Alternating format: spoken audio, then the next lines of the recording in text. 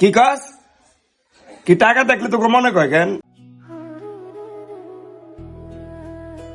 এ বাপি, জি মাজন।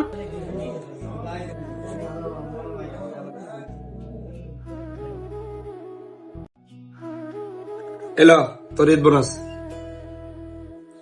ফারভেজে কই? ফারভেজের ডাক দে। আচ্ছা ঠিক আছে মাজন, কইতেছি। এই ফারভেজ কই তুমি? এদিকে আসো। জি মাজন।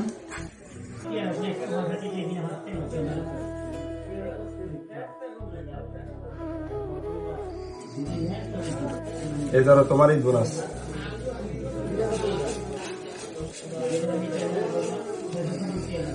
মহাজন, আমার যদি আর কয়টা টাকা অগ্রিম দিতেন তাহলে আমার অনেক উপকার হইতো। বাড়িতে বাপ মারে আরো একটু ভালো জামা কাপড় কিনা দিতে পারতাম। কি কাজ? কি টাকা দেখলে তোকে মনে কয় কেন? শুধু টাকা দেন টাকা দেন।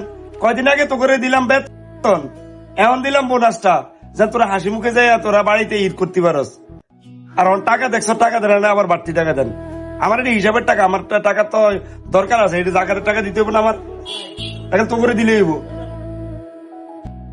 না মহাজন, দিছেন তো, তবে একটু অগ্রিম টাকাটা দিলে উপকার হইতো মহাজন।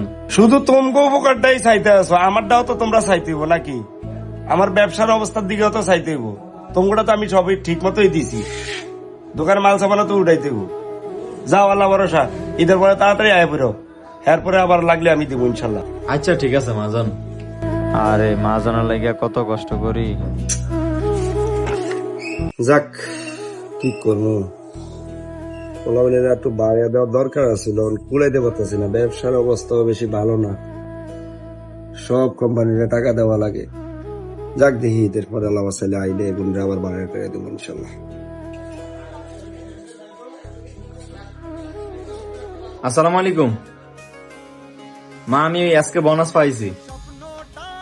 আচ্ছা ঠিক আছে, আমি একটু পরে রওনা দেবো, আমার জন্য দোয়া করেন। অচিন পথে